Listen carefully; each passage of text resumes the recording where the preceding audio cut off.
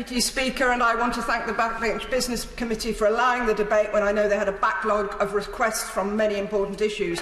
Also my fellow sponsors of this debate, my fellow chairs of the loan charge at APPG, particularly the Right Honourable Member, for Kingston and Surbiton, and also the member for Hemel Hempstead, who's unable to attend today as he's dealing with a family medical emergency, and we wish him well.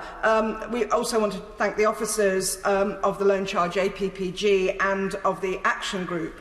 I can confirm that the three co-chairs of the APPG, we're from the three different parties, we all endorse the APPG report that was released tonight and is on our website. It's a pleasure to follow many members who have described in vivid terms the experience their constituents have faced, so I won't dwell on those too much. I have similar experiences. Madam Deputy Speaker, at this time of incredible worry for most people in this country, for their loved ones, their neighbours and for themselves, many, perhaps most of our constituents, are facing catastrophic and even absolute loss of income. And whilst this debate is wholly unrelated to the COVID-19 virus, the victims of the loan charge scandal who were already worried by their financial futures, so the coronavirus outbreak only heaps more agony on top. Now, I agree with the points others have made about tax avoidance, but this is not about tax avoidance, which we abhor and would like to see closed down on, but this debate is about natural justice, has been said by so many. Now, when the APPG started, the Treasury and former members of the government said there was no problem with the loan charge, and it was a perfect piece of government policy. They said there was no need for a review of the government policy, so the Honourable Member for Kingston and Surbiton put down an amendment calling for a review. We had a debate in this chamber almost a year ago, and a Treasury report that was a whitewash, frankly. But because more and more members of this group, of this House, were being contacted by worried taxpayers describing the bullying of HMRC and the fear for themselves, their families and their work, we kept standing up, we kept asking questions, and we kept lobbying ministers. The Prime Minister, in his leadership bid, promised to hold a full review into the loan charge. And then we had the review, led by the highly respected Sir Amyas Morse, whose report was released on the 20th of December, and on the same day HMRC released their response. Now, for taxpayers, the Morse review means they are looking to the future, and I've heard a number of extremely troubling cases from my constituents who've faced the loan charge, and this is about HMRC behaviour. My constituents provided all the information asked for and heard nothing back for 10 years. They received a note from HMRC saying they were facing the loan charge with interest added, including for the 2 years when they had complete radio silence from HMRC. How is that justified or proportionate?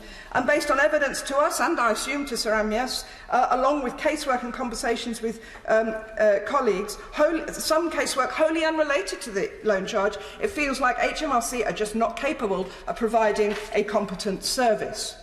Now, others today have rightly addressed the anxiety and uncertainty that taxpayers are facing, being chased for almost immediate payment for sums they just do not have, and without any justification of the sum demanded, and usually completely ignoring the last information they sent into HMRC.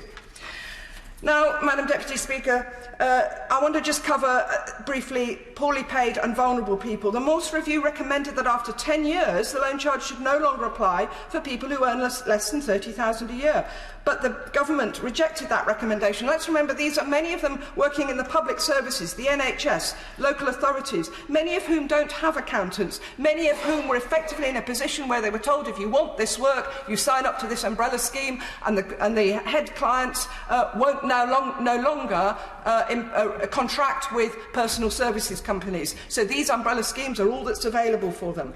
Now, so we've got social workers, junior doctors, nurses, cleaners, etc., facing year after year of many charges. To address this injustice, Sir Amyas made a reasonable request. HMRC shouldn't chase loan charge payments between 2010 and 2016 if the individual made a reasonable disclosure. But this was changed by the Treasury to the word full disclosure, a term that, according to tax experts, I understand has little or no relevance in tax law. So where do we go from here, Madam Deputy Speaker? For months and months we heard the government say this is not retrospective, retrospective again and again, yet they agreed Wissa and Miesmors and shifted the date the loan charge applied from 1999 to 2010. So, if they can change their mind once, surely they can do it again. If the government can defer the rollout of IR35 to the private sector, as they did earlier this week, following extensive concerns, they can change their mind on the loan charge, I hope. The new suggested cut-off date of the 29th of December 2010 is based on the law being clear, yet we know now that this was not the case. If the law was clear then, why did we need the loan charge and another change in legislation in 2016? I do just want to very briefly list some of the other concerns that are in our report, not already raised in this debate, but the Madam Deputy Speaker is coughing at me, so I would urge anyone reading Hansard or in this debate today to please look at the report that we released last night and is on the Loan Charge Action Group and the Loan Charge APPJ website. So I will finish by coming back to a core question. Is applying the loan charge from 2010 justified and proportionate? The answer from the APPG is no. And I go far further. I ask, is HMRC abiding by, as was mentioned by at the beginning of this debate, is HMRC abiding by Adam Smith's principles of fair taxation? And furthermore, I also want to add that, is HMRC and the Treasury abiding by the Nolan principles of public services, particularly selflessness, objectivity, accountability, openness, honesty and leadership? I urge the government to listen to this strong opposition that exists against this retrospective, unjust and unfair tax. I urge the government to simply do the right thing.